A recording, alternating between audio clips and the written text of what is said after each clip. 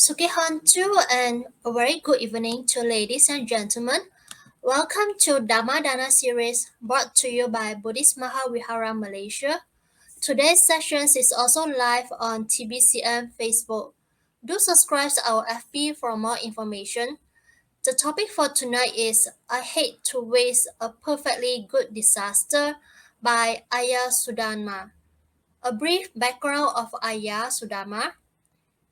She received novice ordination from Bhante Gunaratana at Bhavana Society in 1999 and received her higher ordination from the newly revived Bhikkhuni Sangha in Sri Lanka year 2003. She's calling in from Charlotte Buddhist Vihara, which she founded in year 2013. Without further ado, let's invite Ayya to join us in our live session. Good morning, Ayya, and welcome to our live session today. And I shall hand it over to you now. Thank you. Namo tassa bhagavato arahato samma sambuddhassa. Namo tassa bhagavato arahato samma sambuddhassa. Namo tassa bhagavato arahato samma sambuddhassa. Buddhang Dhammang Sanghang Saranang Gacchami.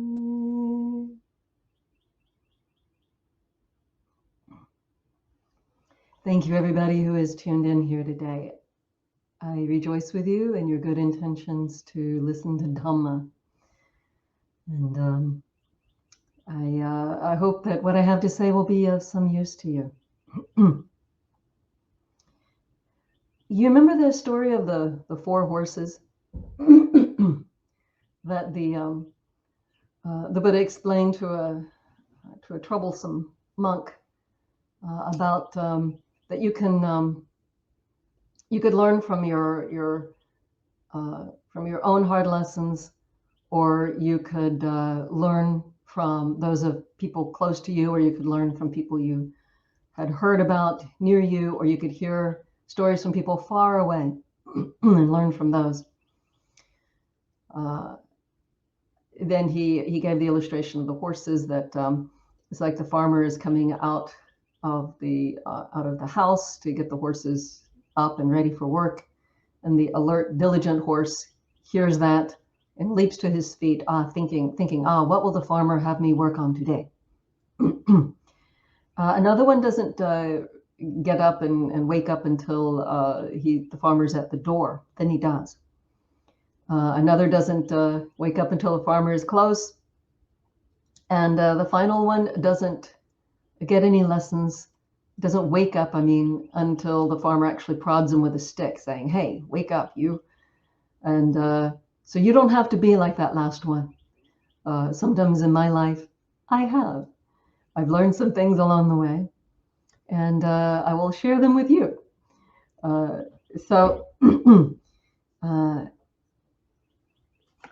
There was a time when I was picking blackberries along a road that led to the house I was renting on one side. On the other, when the road kept going, it led to a national or state park. Nobody was traveling that road in the middle of the day, very, very empty. And there were blackberries growing along the road, but the occasional person would walk by and pick them. So the area along the road was well picked. You had to reach pretty far out to get the good blackberries. And so I was reaching and reaching. And at some point, I suddenly went down. These blackberries were growing on the edge of a cliff. This road was a cliffside. The house was way up that way. The path is way up that way to the forest. This was a sheer drop. And the ground just gave way beneath me, and I went down. I didn't go down far because the blackberries caught me. So I'm caught in blackberry vines, thorns up to here.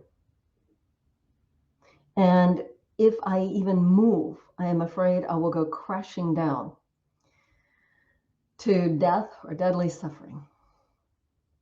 And so I just hold perfectly still for a moment. And then I looked around and I saw I was able to reach the blackberries nobody could reach. No one. And so I filled my bag and I ate as many as I wished. And then I considered my situation. There would be no one driving by. There would be nobody likely to walk by. And even if there were, what could they do for me? I'm a bit down and out, away from the edge of the road. So that tangle of blackberry vines had really fooled me, it just gave way under my feet. So what I did was I felt around with my feet until I found some blackberry roots or thick vines that would possibly be strong enough to hold me. So I put my feet firmly on those and then carefully reached around and held onto vines, placing each finger in between thorns, both hands. Okay, now I'm more secure. And then I went forward towards the cliff a bit. And then I did it again and forward towards the cliff a bit and did it again. And then I hauled myself out. I had barely even a scratch on me. And when this was done, it hit me that this was a metaphor for my life. I'm sorry, I know it's a little bit close to a traditional Buddhist story that has different conclusions, but this is my story. That before I'd ever heard any of those stories. It was a metaphor for my life that when I had been down there looking around and realized that those blackberries were in reach, and so instead of panicking, instead of just despairing, I just went ahead and got these blackberries with the thought, I never want to be down here again. Let me get out of this what I can. I was recovering from cancer at that time. And I realized my attitude towards cancer. I don't want to go down this path again. I don't want to ever be here again. Let me get out of this what I can. And I did. And as I look back on my life and as things happen along the way, I still have that attitude. I don't want to be down here again. I don't want to suffer this lesson again. Let me get out of this what I can. I'm often the very slow horse. So why waste a perfectly good disaster? I don't know if you have this phrasing in your home country, but I grew up in southern US. My mother's a very thrifty middle-class woman, and she couldn't bear to throw out anything that might have some useful purpose later. Even a broken flower pot, she figured could be used for something later. She would hold on to it and make use of it. And so I hate to waste a perfectly good bit of food or a perfectly good dress that someone else could use or whatever. Like nothing got thrown away except real trash, real garbage. If there was any use to anything, my thrifty, careful mother would find some good use for it. Whenever there's pain, difficulties, disappointment in my life, because I'm the slow horse, many times, not every time, many times, when there's difficulty, pain, disappointment, why waste it? That's a hard-earned lesson. It's as though I had put $1 million into something. Don't just walk away from it. Recycle it. Find some other use for it. Use it. Get some good lessons. The number one thing I want you to get from this talk is that, in my experience, once I had my feet on a spiritual path, absolutely no disaster has gone without value. No matter how painful, no matter how disappointing, every rotten thing that happens to me or has happened to me turns out to have some benefit. Now, the benefit may be to me right away, or the benefit may be something that I can share with other people, and I have the blessing of helping other people through a difficulty. To me, that's also a blessing. We have a saying here, and I'll allow my regional dialect to show for a moment. We have a saying that life gives you lessons and blessings. There are only lessons to be learned or blessings to be gained. Lessons and blessings. That's how we say it. And so, how does that work? Well, you are either enjoying the blessings of the good past good karma. Not that Southern Americans tend to think of good karma, but that is the way it works. We're either benefiting from good past karma, or we are suffering something that we will learn a lesson from. I would like to argue that there are only blessings and blessings, no matter how rotten. So, hang on a second. I'm going to make a note of something I want to say later.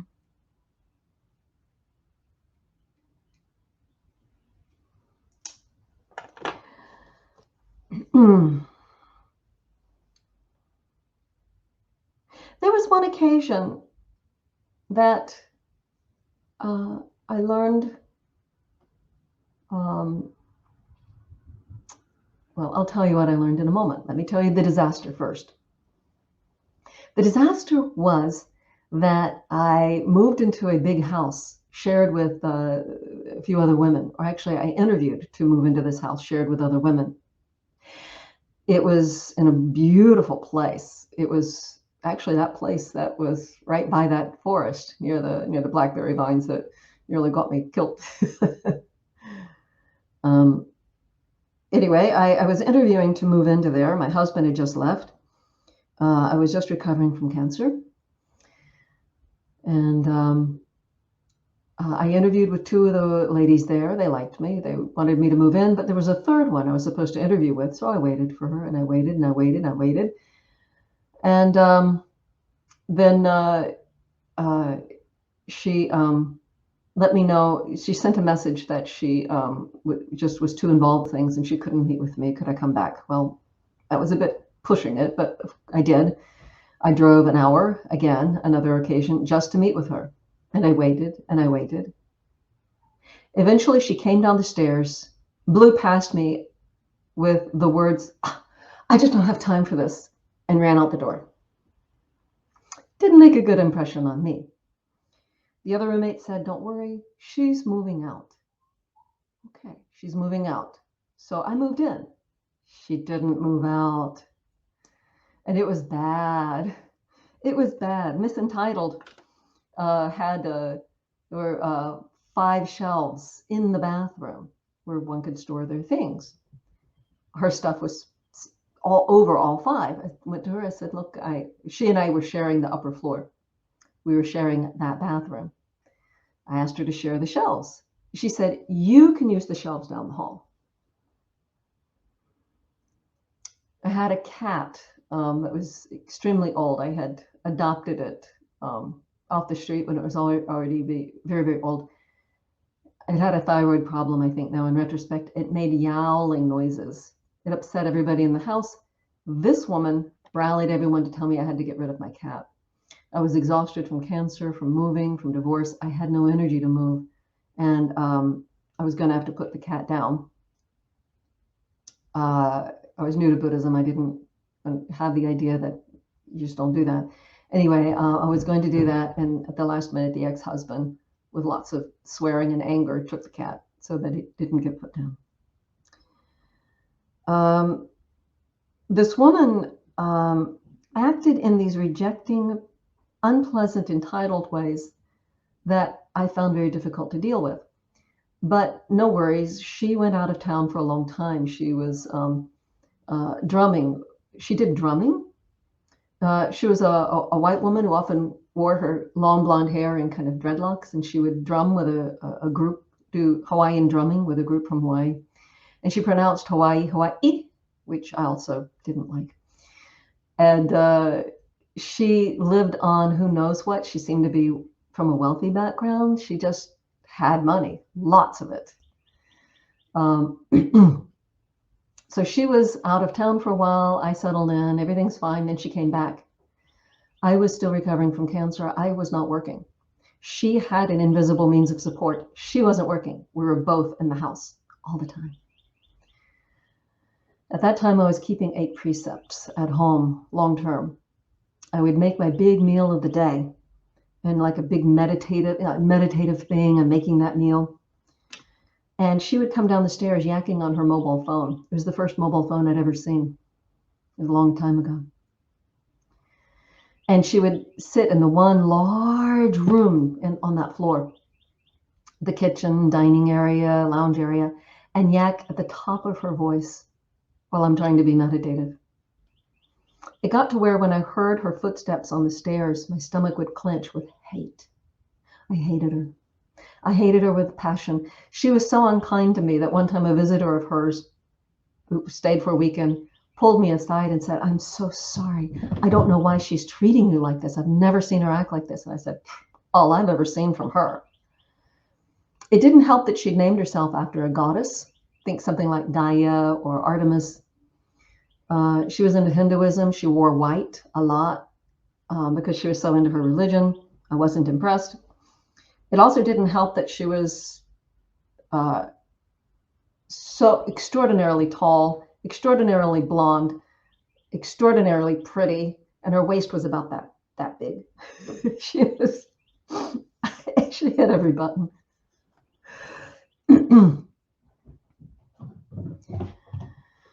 My hatred was killing me because I was recovering from cancer, a really bad cancer, and I was still so weak.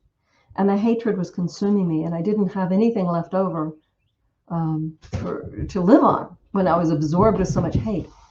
And I realized that my hate had to stop.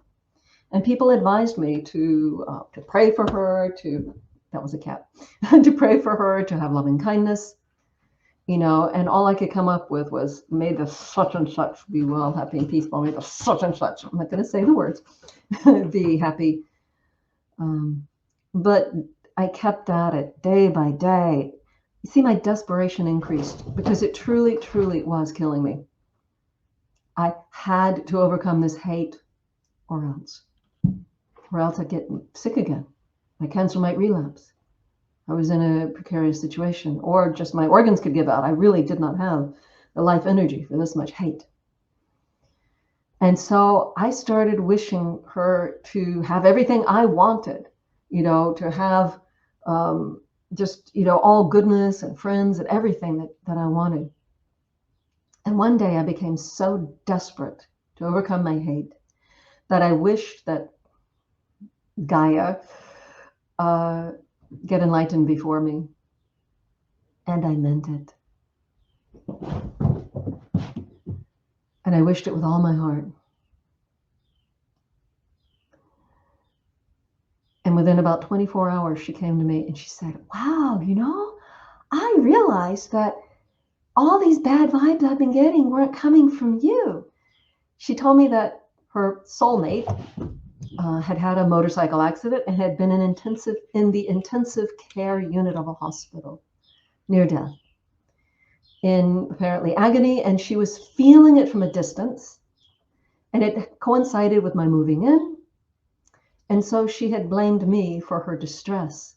And once she realized her distress was from her psychic connection to her partner, her soulmate, then she realized that I was innocent, and she had, I'm sorry, I need to speak up a little, and she had no more problem with me.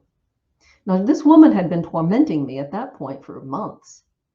And I just stared at her and I said, "What, you expect me to be happy with that?" With that realization, I said, "You've been pushing me out of this house for months." She said, "Oh, you're right. I'm sorry." And she invited me to go on a walk with her in that forest nearby. We did. And she shared everything. And I started sharing everything. And don't you know, we became friends?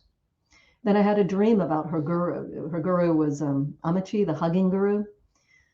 And she said, oh, no, nobody dreams about it. It was a beautiful dream, an amazing, very, very spiritual thing. And she said, oh, nobody dreams about Amachi, unless Amachi's sending for you. Come meet my guru. I met her guru. She was delightful. And so we had that in common too now. And I mean, I didn't go to that religion, of course. Buddhism is the only one for me. But I was really impressed with this deva-like being. And and then she announced that she was moving away.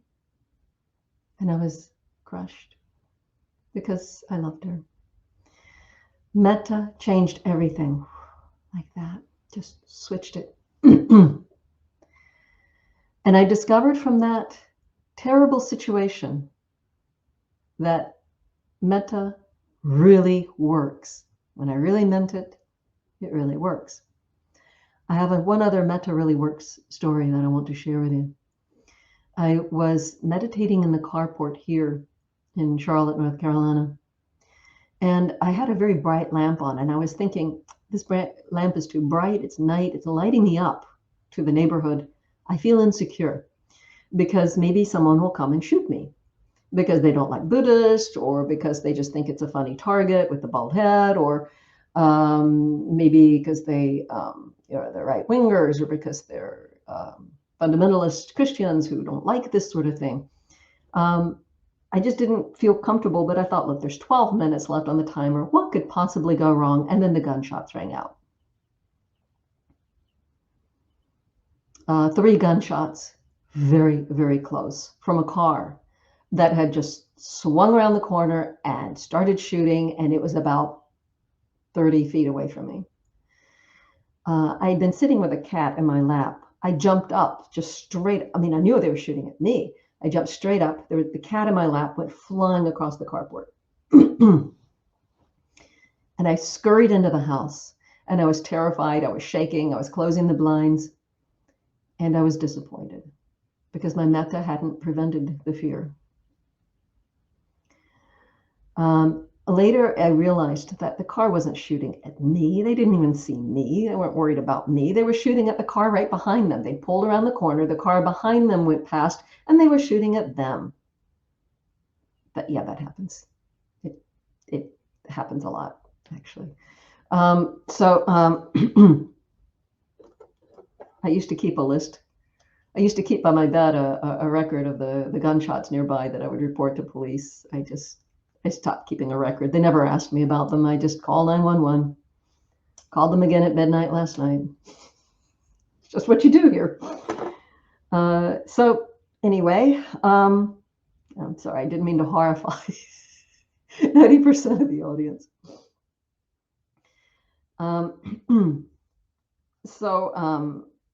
I talked to a meditation teacher I was working with at that time, the wonderful laywoman, Shaila Catherine. And I told her my disappointment that my metta had failed. And she said, well, are you angry with them? I said, no. You don't hate them? Oh, of course not. She said, then your metta worked. The metta worked. I had no ill will towards them. They were stupid, but I had no ill will towards them. I wanted the police to, of course I called 911. I wanted the police to catch them if it was a benefit to them. I didn't want the police to catch them if it wouldn't benefit their spiritual situation. I just wanted what's best for them. I don't want them to get bad karma. I want them to have a calmer life. So the metta worked. So those are 2 stories to tell you from a couple of lessons in my life that metta works.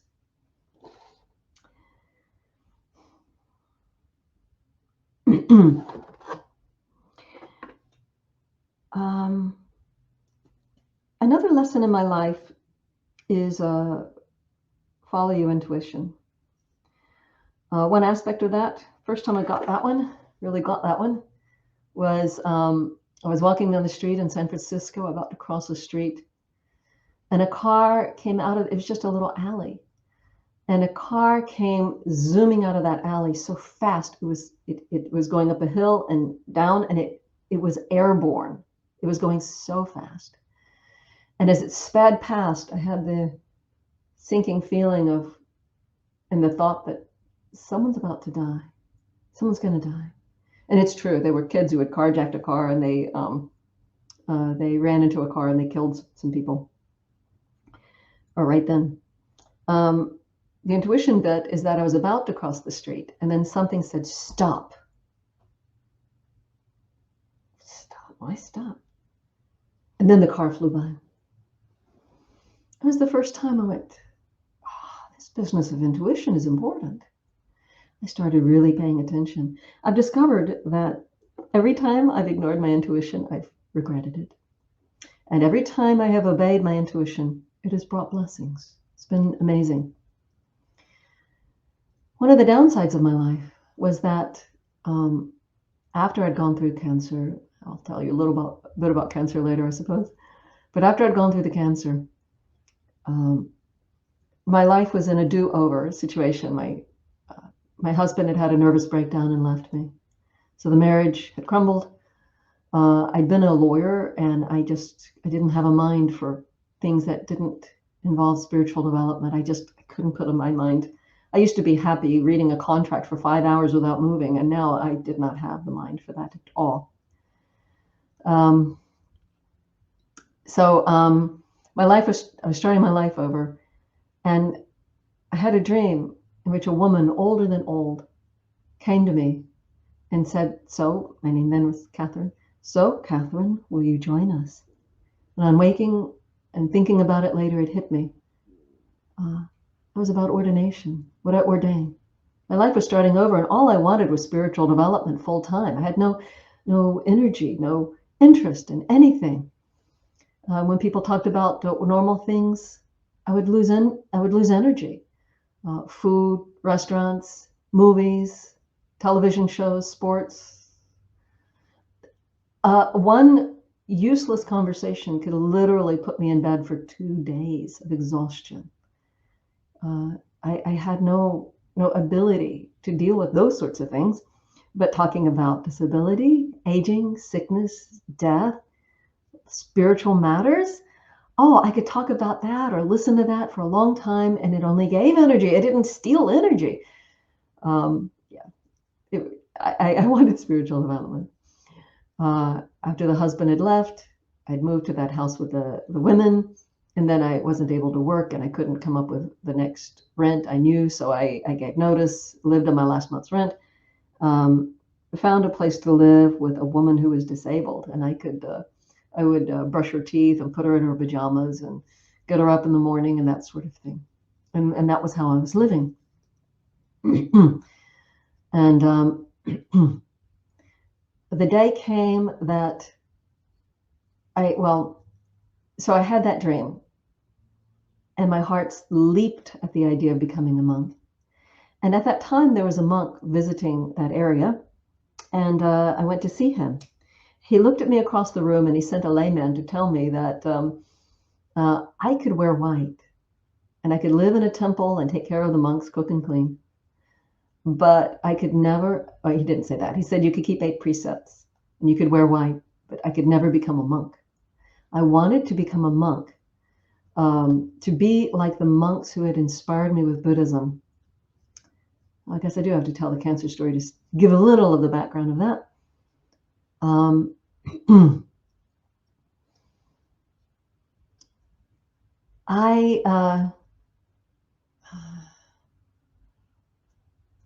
Such a long story.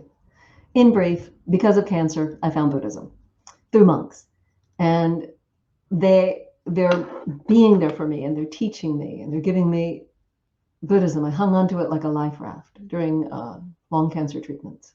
And so when I had that dream and realized it was about ordination, I wanted to be like those wonderful monks from Thailand who had introduced me to Buddhism, who had given me what I needed in my time of desperation. Actually, they gave it to me just before the symptoms became acute. So I found Buddhism just before the symptoms hit. I like to think that the day was choreographed, this whole thing. I met the monks right when I was just starting to have asthma. It turned out later that the asthma was fluid from the cancer getting in my lungs. See, so they came just at the right time. And it was intuition that had told me to go to that New Year's Day meditation with the Thai monks, January 1, 93. Anyway, picking up my story again, I'd had that inspiration. I realized that I wanted to become a monk later that same day, that I knew I wanted to be a monk. I'm in a room together with an elder monk, and he sent a layman across the room without my having said a word to him. He sent this layman across the room to tell me that I can't become a monk. I could wear white and keep 8 precepts. And I was devastated, absolutely devastated. I even wondered if I could stay with the Dhamma, if the Buddha was like this, if it's like this. No idea it was like that. But then it hit me one day that it'd be a great shame to give up the best thing I'd ever come across just because I couldn't get past my own inner pain. So I would accept the Dhamma. But it hurt bad. When I would hear the monks chant a certain recitation where they added these words that they had the bhikkhu training and livelihood, it was like a knife to my gut. When I saw men who learned about Buddhism around the same time I did, young men, get to move into a monastery and then they become a novice and then they become a monk. And I'm still in my life, despite having stronger wish of anyone that I'd ever known. I mean, I met meeting all kinds of Buddhists. No one had the drive that I had to ordain. I mean, they all had drives, but I wanted it like Ratapala. If the guy in the scriptures, Ratapala, the Buddha praised him as number one of the monks in, in his determination to ordain. He had laid down on the family compound floor, refusing food and water, was going to die unless his parents allowed him to ordain. So they gave in. He ordained. He became one of the great ones. I wouldn't become one of the great ones, but I had that drive. If all I had to do was lay down and give up food and water, are you kidding? I'd do 100 times that. That's nothing. If that would have gotten me ordination, it would have gotten me nothing but a trip to the hospital. It wouldn't have gotten me ordination. The forces against it were too strong. It wasn't doable. But I sure would have done it in a heartbeat.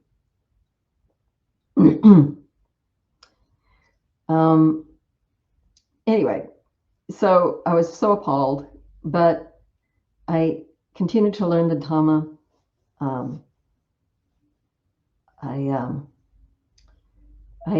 At that time I was living right by Spirit Rock Meditation Center.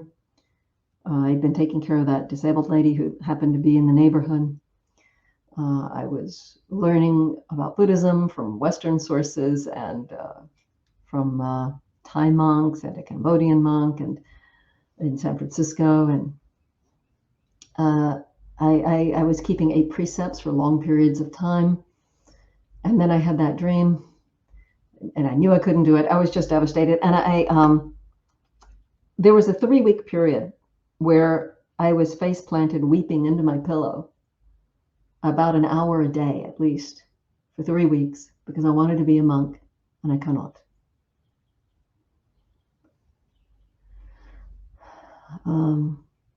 And a trusted advisor said to me, if anyone could do it, you could. And I'm like, you don't understand. It can't be done. The day came that the words popped into my head, something like November 5th. Like, November 5th, what? I'm going forth. I'm leaving the home. I'm leaving home life November 4th. I was going to go stay in a temple or who knew what? I'd probably stay lay person, but it was just time to go and find whatever was out there for me. The drive was so strong. The question of my sanity was so strong. I was sorting through booklets. You go to various meditation centers, they give you a little booklet. I didn't read most of them, but I had a stack like that from various monasteries and temples and places. And so I was giving some to the Prison Project and giving some to friends. I'm sorting through them. I'd had them in a little storage space. I'm standing on a ladder up at the storage space, flipping through them, blah, blah, blah. And something said, look at that one. I'm looking at it. And it said, look at that one. I'm like, I actually looked up and went, okay, I'm looking at it. Oh, this booklet. It was an excerpt from 8 Steps. It was an excerpt from Mindfulness in Plain English by Bhante Gunaratana. This was before internet was a thing, and at least any known to people generally. And I saw, finding a temple was very hit and miss. I saw the picture of the monk and I saw the address in the booklet. I'm like, hey, this might be a monastery. I was in California. It was on the East Coast. I just took the whole booklet and tucked it into my address book and kept going. And I traveled overseas briefly. I came back. That was not a good place for nuns for me. I literally kissed the earth when I got back to America. Literally put my lips to the ground. I was so glad not to go to that place. And I was I was visiting my parents in North Carolina, and I was planning to go to Australia. I'd met a monk in the States who was from Australia who had said I could visit his monastery. So I was going to go there. I had a ticket to California, and I wrote to that monastery asking them, what they were about. And they wrote, or I phoned them, I don't remember now, and they sent me a package in the mail with a newsletter and information about them. In the newsletter, they had information about one of their nuns planning to become a bhikkhuni. And so I made a visit there. I was just going to stop by. I asked about them. People said it wasn't like a nun community. It wouldn't be a good place to ordain. But anyway, I just decided to stop by there before going to California, sorting my stuff out in storage, and then going on to Australia. And so I took a train to DC. A friend in DC, Washington, DC, drove me out to this place in West Virginia, near Virginia border. And then once I arrived, the next morning, I was sitting in the meditation hall, and Bhante Gunaratana walked in, and I could feel him coming in. It was astonishing. And this place was spacious and beautiful. And it hit me that anywhere I went in the world, I would be looking for that place, the Bhavana Society. And after a couple of weeks there, I was almost, my visit limit was almost up. And or almost a couple of weeks. It was almost up, and I was cleaning hard. I worked hard. And Bhante Ji was showing a visitor around, and the visitor said, "Oh, and who is this?" And I opened my mind to say, "Oh, I'm just visiting briefly." And Bhante Ji said, "She lives here." And that was how my residency began. It all started with something telling me to look at that booklet. Later, I left the Bhavana Society to go find a place to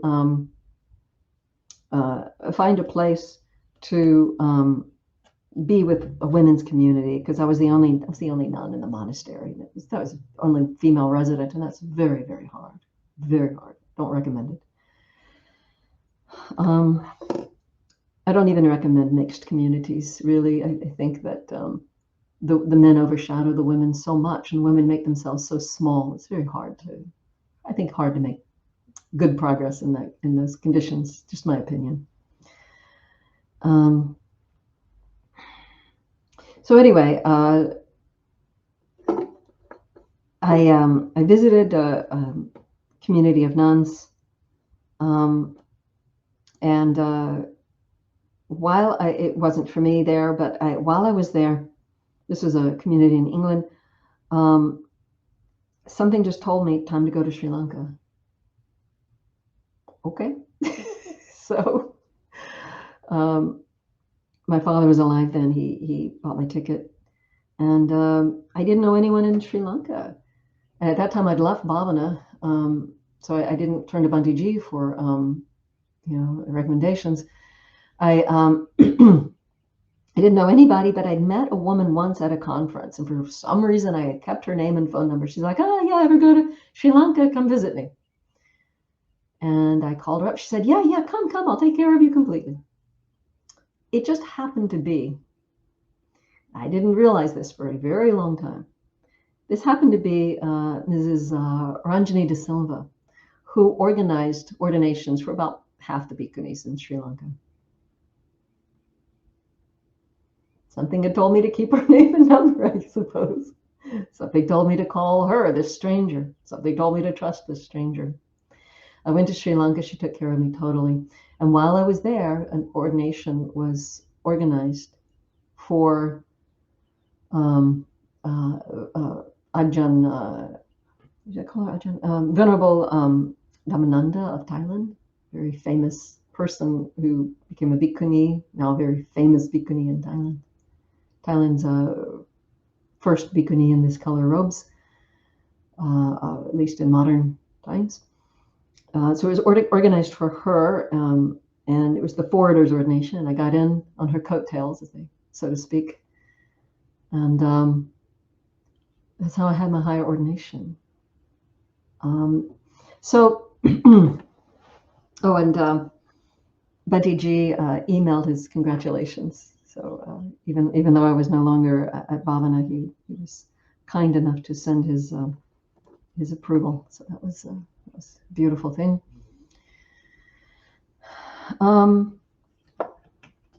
So yeah, follow your intuition. That's one of my life lessons I want to directly share.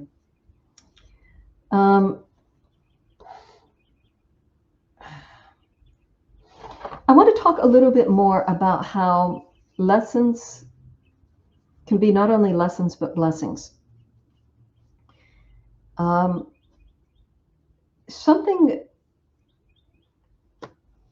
I mentioned earlier, every bad, rotten thing that's ever happened to me has turned out to be useful later. And I want to convince you that this may be true in your own life as well. So that's why I want to delve into it. One time, I was staying at the Bhavana Society, and I was out of town. When I came back, everyone's looking at me funny. I don't know why, but they're looking at me funny. Okay, whatever. And there was a little women's retreat I was leading or helping lead, and I did that. And then I found a letter in my mailbox here at the monastery. And in that mailbox was a letter from Bhante Ji that he had put there and gone out of town. And this letter listed all the things I had done wrong and punishment that I was going to have to suffer for it. I don't remember what it was, not traveling, not teaching for a while. I don't remember. It didn't matter what the punishment was. It was mostly symbolic. It was the fact that there was punishment. It was the fact that everybody had been talking about me while I was gone. And these 13 or so things that I had done wrong, not one of them was true. Not one. I really, really wanted to get something out of this shake up, this horrific thing that was happening here. And I couldn't, because none of them were true. For example, a board member had reported to Bhante Ji that I'd left little bossy notes all over the women's dorm and bathroom area, and she'd had to go and just remove all these bossy notes that I'd left, and she just really judged me for that. And so I was exhorted in that same letter not to leave bossy notes, and that was part of the reason why I was being punished. And I racked my brain for even one note that I'd written. I didn't have a single note in there, not one. Actually, I'd had some earlier, and an even bossier person had removed them all and put her own notes up. So all of the notes there were either from that one person or had been community decisions that another nun that we'd had at the time there had written out during community meetings. There was not one note by me in there, but they all believed it. And let's see, there was another one. There was a man who had complained about me that I'd been rude to him in the library. I was the librarian. It was my official duty, main duty, along with everything else that needed doing, it seemed. Anyway, that was my main duty. And this guy was in the library, and he reported me for being rude to him. What had actually happened was that he was so rude to me that when he needed to get a book that was near the foot of my chair, he actually shoved my chair without even saying anything like, excuse me, I need that book. That man was like psychotic. He was not right. And I had been patient and kind to him and had walked away with the lesson. This is good. I have stretched my ability to be patient and kind with such a horrible person. And I'm really glad to learn that I can do that. And that incident, when I had actually been patient and kind to someone who was truly horrible, was listed among the things that I'd done wrong. I felt so victimized. And the worst one, the one that was very, very serious and might have led to further consequences, was that I had told the carpenters that had come to the, that I'd been working on an outbuilding in the monastery, that there was a time thing. They needed to get this outbuilding renovated. When I say outbuilding, I mean a building that's far away from the main buildings, kind of deeper in the woods, a property that had been purchased, that had been adjacent to the Bhavana Society woods. So it was a time thing they needed doing, and they reported to the community that I had told them to stop making noise and go away. And I absolutely denied it. And Bhante Rahula went back to the carpenters and they insisted I had done it. And I was crying. I was just baffled. Like, what is going on here? And so we had a meeting between Bhante Rahula and the carpenters and me and a guy in the monastery who I felt would be a fair witness. And I really felt like my residency might be on the line here, because you just don't go telling carpenters to leave. Like, that was just outrageous. And so the carpenters explained why they were saying it. And as they were talking, it hit me what had happened. I was managing a retreat, and I was the only person in the tea area, the foyer where people enter the building. And two men had driven up in a pickup truck, local guys, strong accents, West Virginia. And the guy had come in, and my ear was not attuned to him as he came in. I wasn't aware someone not part of the retreat was entering the door. And then when I tuned in, he had already said who he was, I think. Probably said he was the carpenter. I didn't hear that.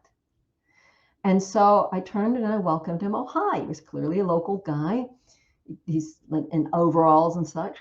And I said, oh, hi, welcome. Are you here for the retreat? He said, no. Well, we often had visitors just walking around the grounds and checking out things, local people. And I said, well, welcome to you. You're welcome to just, stay around the grounds, see everything, but just please try not to distract the people in the retreat. Try not to make any noise, and you're welcome. He goes, well, I'm here with my partner. I'm like, okay, yeah, you're both welcome. Just, please be careful not to make noises that would distract the retreat. But it's a retreat. Everybody's doing the retreat thing. You're welcome to come and sit in the back of the hall if you like. If you want to, just be very quiet. Just kind of slip in, slip out. You can do that. Well, no. And he left. And I never thought about it again. That was the carpenter. I had just told the carpenters to be quiet. And he said, well, I don't think I can do that. I'm like, well, maybe this isn't the right time for you to visit. Something like that. Just very gentle, very sweet. Oh, maybe another time. When we're not in retreat, we have lots of times that we're not in retreat. And he left. Never thought about it again until the guy was right there in front of me. And then, oh, that's who it was. And we all had a good laugh. But I was still stuck with the rest of this letter that said all these terrible things, none of which was true. And what can I do with that? And it hit me that they believed it because there was reason to believe it. I was a bossy person. I was sometimes arrogant. They believed all these negative things about me because they were traits that they had seen in me. Maybe not as bad as some of these things, like the carpenters. But I trended in that direction, and they'd noticed it. So I could take that letter and say, not true, not true, not true, not true, and toss it away. Or I could take that letter to heart and say, my community has reflected something back to me. Let me learn. And I still cried, but I learned. And that letter is still right here in my heart. They were wrong on every point, but they were right. And I had to let them be right in order for me to grow.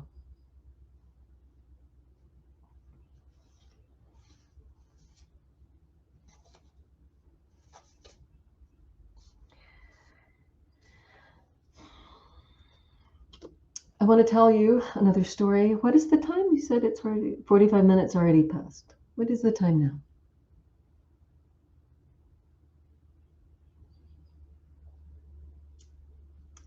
Oh, it's gotten rather long. You know what? Consider this closed. I'm not going to give any additional closing other than to wish that you can learn from my lessons, like the truly shrewd horse that wakes up right when the farmer leaves the house, not waiting to get poked like me. But I'm going to go ahead and add another story because I want to. So continue to tune in if you've got the time for this. If not, please, welcome to tune out and go with my blessings. So when I had left the Bhavana Society seeking a place that had female monastics, I landed at a certain monastery, I won't name. But Bhante Ji had required that I go somewhere that he approved rather than this whole itinerary that I had laid out for myself of female-friendly places. And this place, I didn't know anything about them. I just knew they had one nun there. And I had met her, and she got the invitation for me. So this is what I did. And it's making it a very long story. Point is that I landed into a place that I had not investigated first, and it was not suitable. The people there mostly did not speak English, and the nun was very harsh, and the weather, I can't describe too much more without saying where it was, but the weather made it such that I could not travel about. I was kind of trapped there. And then a situation of domestic violence became very clear. And the day came that a monk had to go to the emergency room with a knife cut on the back of his hand and with some ridiculous story about how it had happened. And I knew who had knifed him. He'd been alone with that person. And I was terrified of that person because that person had been bullying me and threatening me. And it got so where if I was alone with that person, I was wondering if I needed to hide the knives. I was so terrified. And I got out of there very, very quickly. So my stay there wasn't very long at all.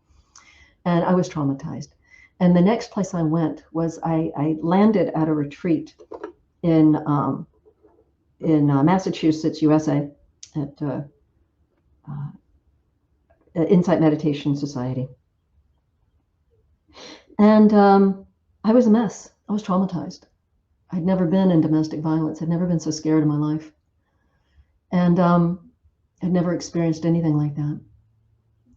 And the retreat's going on, and I keep crying. And they were doing energy exercises, Qigong. Ajahn Sucitto, wonderful Ajahn Sucitto of England, was leading this retreat. He was leading us in energy exercises. I couldn't do them at all. My energy was all blocked up.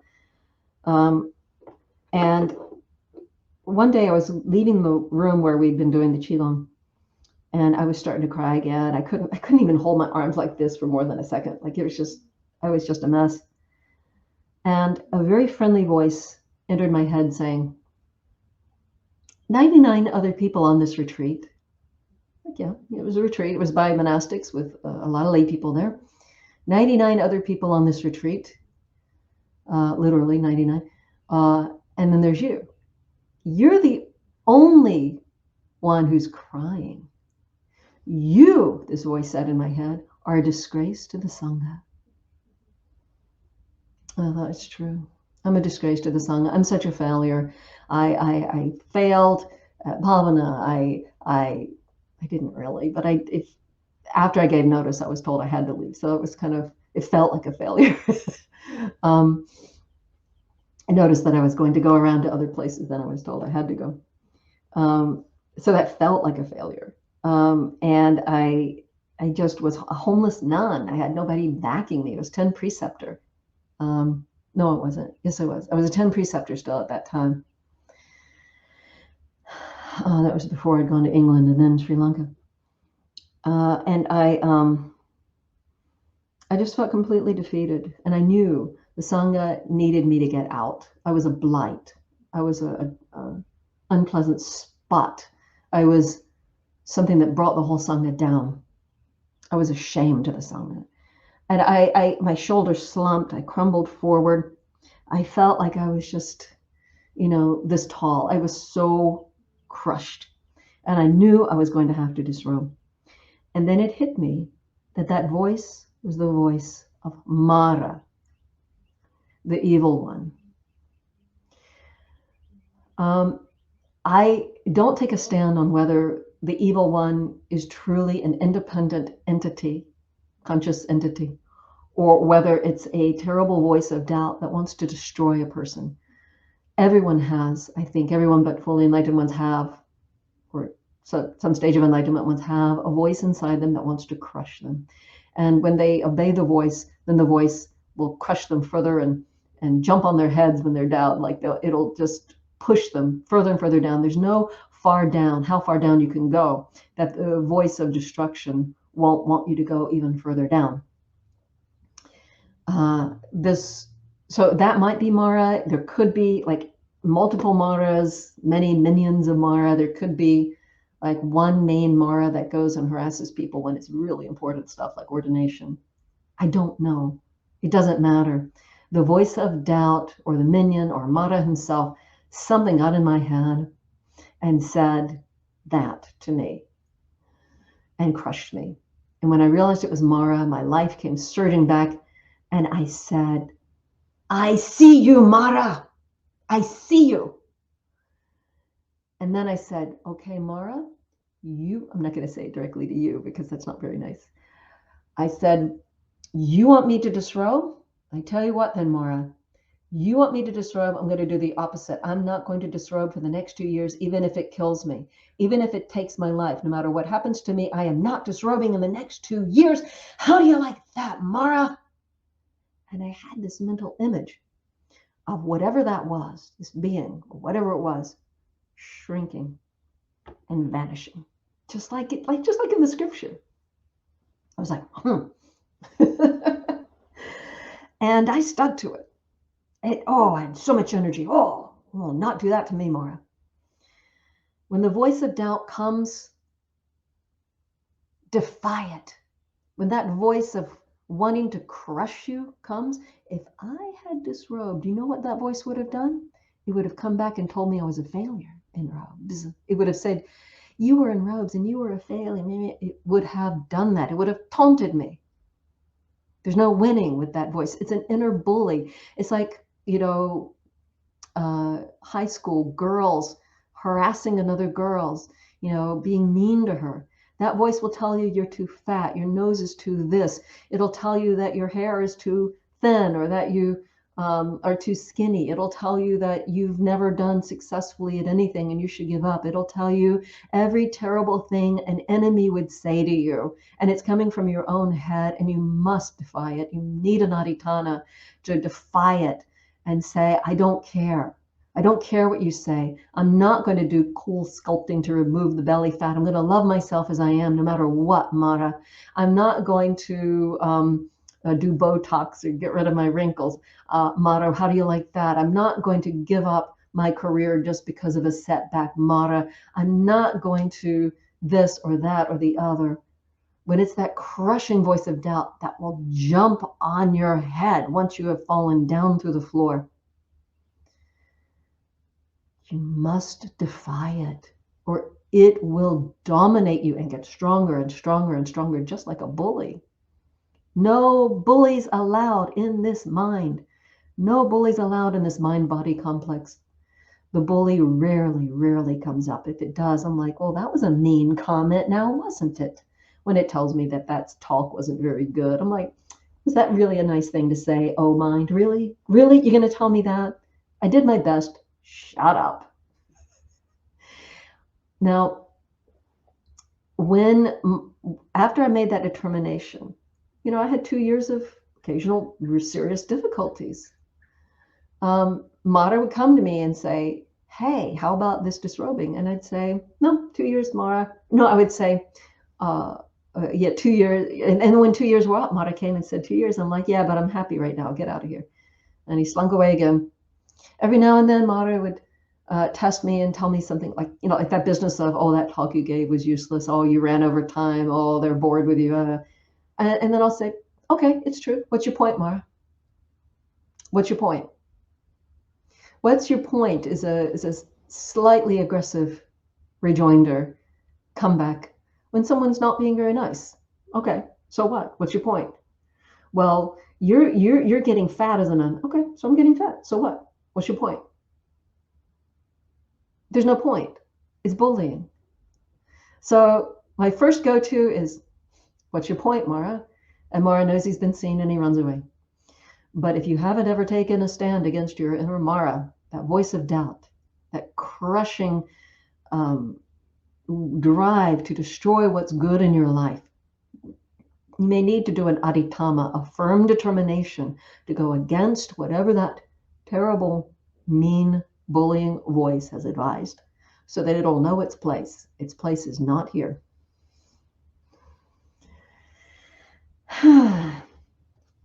I'm going to say one thing about the cancer. It wasn't an easy cancer. It was a call your parents in because she may not make it cancer. It was a near-death experience multiple times cancer. It was treatment go on and then treatment fails cancer. It was get treatment that's just stop being experimental cancer, including basically bone marrow transplant. So what's the good in that? When the bone marrow transplant took hold, they'd know when it took hold, if it took hold. They would know by checking what's in my blood.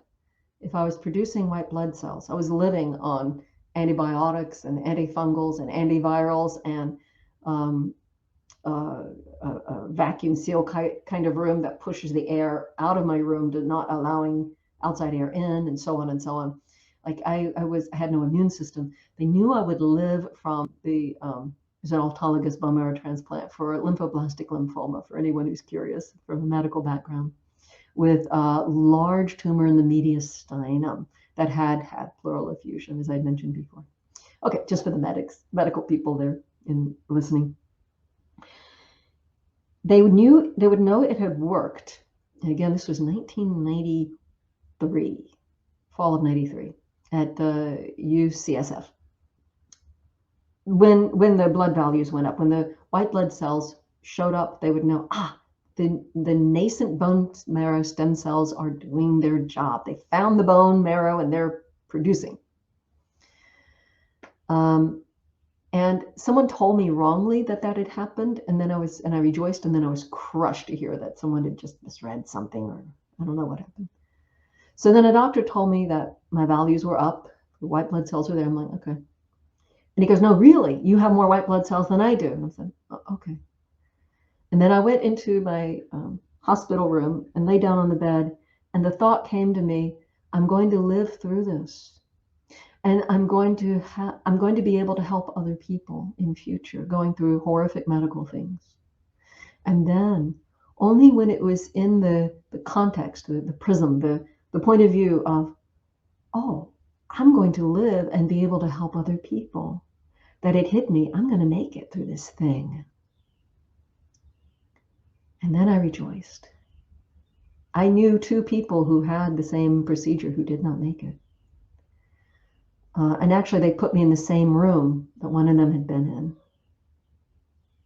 in. One of the near-death experiences was her coming up from the ICU and telling me to go with her because she just discovered that she could go to God, and she was pulling on me. That happened. Okay, anyway, my point being that I realized that I would be able to help other people with all the horrific medical things I had gone through. And I have.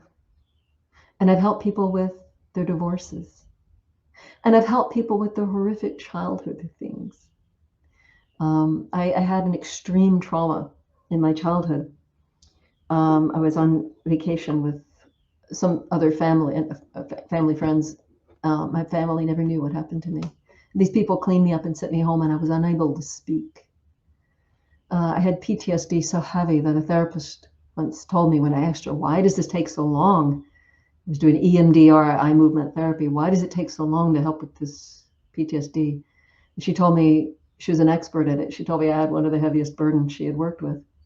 I don't regret anything that happened to me because it has given me this deep well of goodness to pull on.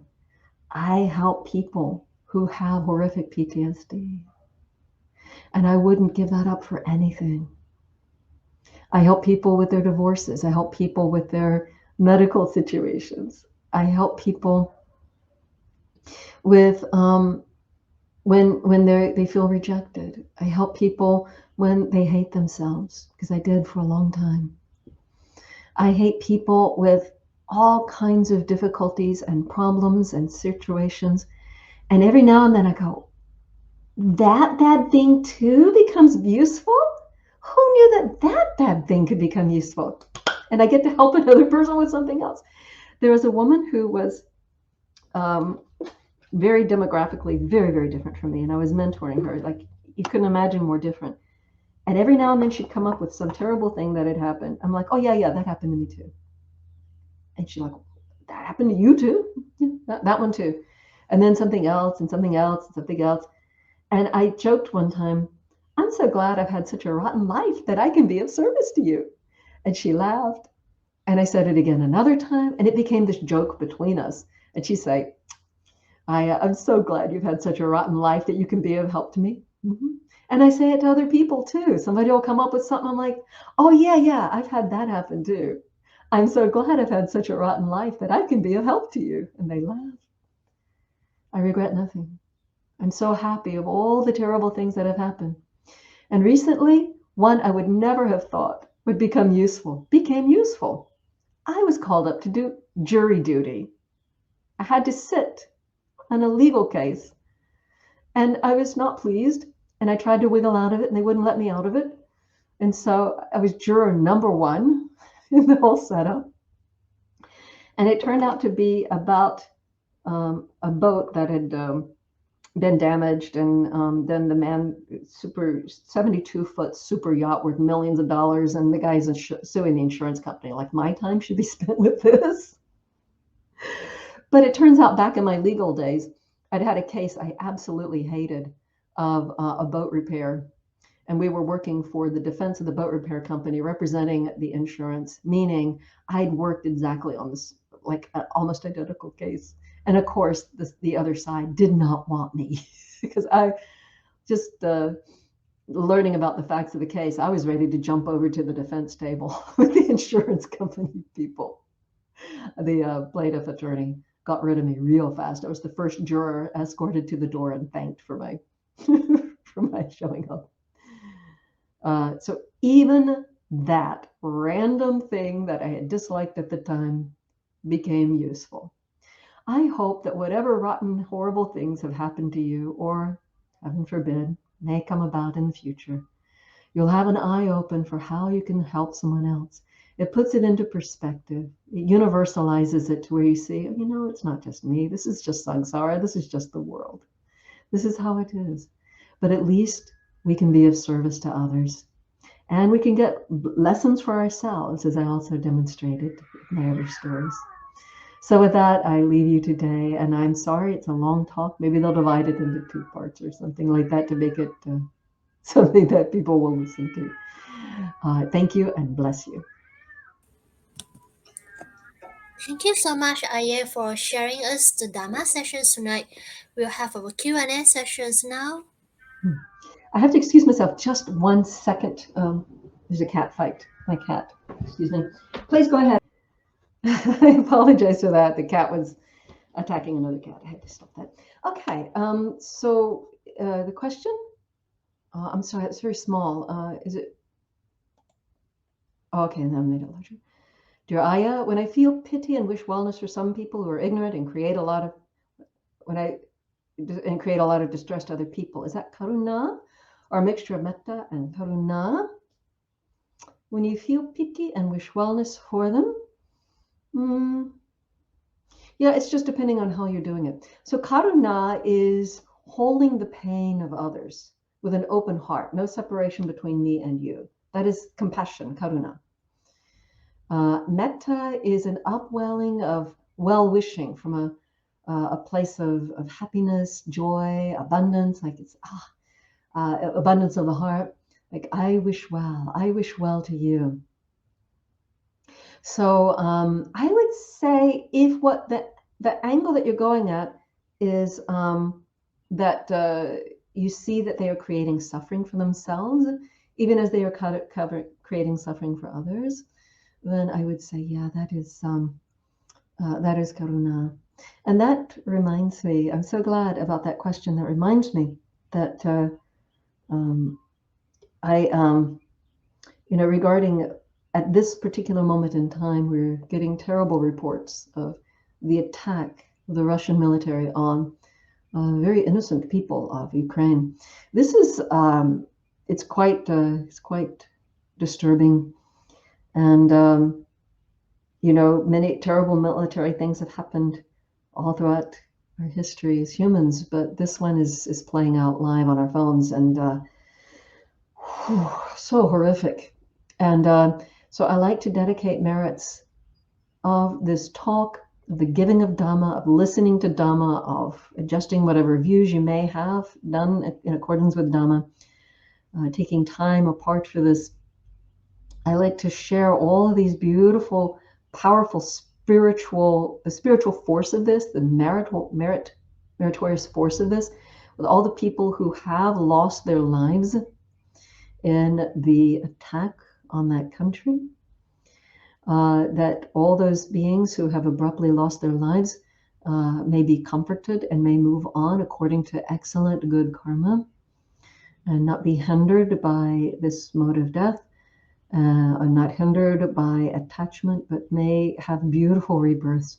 Also wishing merits that all the people who are frightened, suffering, endangered, that they be free of danger, free of fear, free of suffering, that their hearts be bright and strong against all the losses. And all the people who are outside the country now, separated from their loved ones, may they also be strong and uplifted. We can also share merits with everyone who is suffering, has suffered from losses of COVID, or fighting for breath right now, that they be well. Or that those who have passed on have a beautiful rebirth. May all who have passed away, all of our relatives, all of our loved ones, all of our pet loved ones, all of our loved ones, and all of those that we've heard about or imagined who need merit, may they all have beautiful rebirths, going from brightness to brightness, goodness to goodness, until they attain Nibbana in this Buddha dispensation, by the power of the goodness of our coming together today. Thank you for reminding me of that.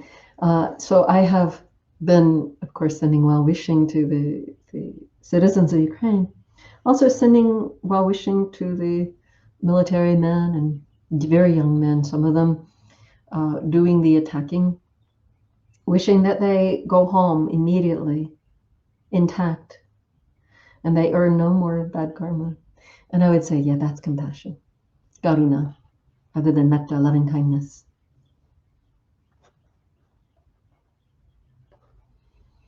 Dear Ayya, how do we identify if the inner voice is of good or evil, and if it's right for us to follow?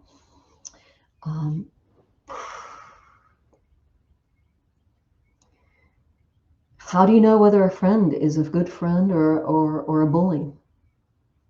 What are the results of following them in the past? You can know the tone of voice.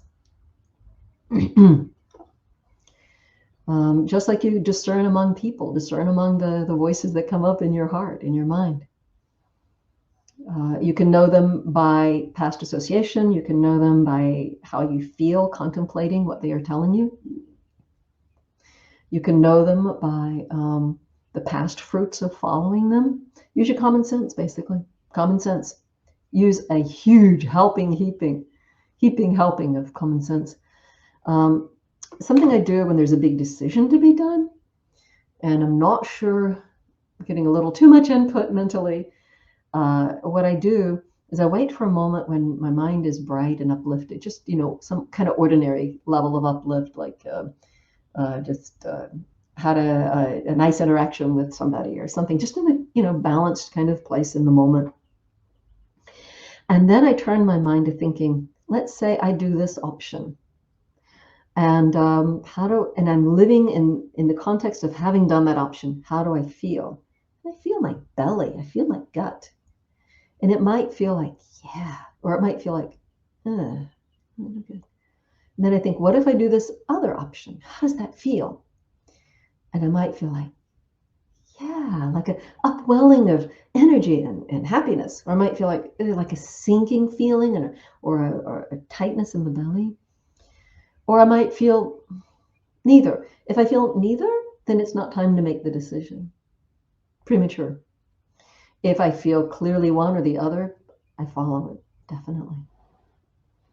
I follow, in accordance with what lifts up. Even if the thing looks difficult, I don't regret it. Not so far. Obeying the one that makes the belly sink is always regrettable. And Thank you so much for Ayya for answering all the questions from our audience and also performed the Anumodana just now. Yeah, we appreciate that. On behalf of the monk and management of Mahavihara, we would like to thank Ayya for her time and sharing her Dharma knowledge with us. We would also like to express our gratitude to all our sponsors for their kind donations and all our audience tonight for joining us. Good night, everyone. would you please name the sponsors? It was out of compassion to me that they did not have the running line with the names of the sponsors, because I told them it would make me dizzy. So, yes, there we Yes, go. Excellent. and Much yeah. merit to you folks. Um, is there any last word from Aye before we end our live session tonight? If you've hung on this long, you've been sitting for a very long time, and sadhu to you. And I'll just give a quick blessing. Bhavatu Samba Mangalang Rakhandi Samba Devata Samba Buddhanubhavena Samba Dhammanubhavena Samba Sanghanubhavena Sada Sati Pavandute. May there be every good blessing. May the angels protect you by the power of all wisdom, by the power of all truth, by the power of all the saints, the Buddha, the Dhamma Sangha. May you ever be well. Sadhu, sadhu, sadhu. Thank you again, Aye and everybody tonight. We wish you a very good evening, Suki Honju, and good night.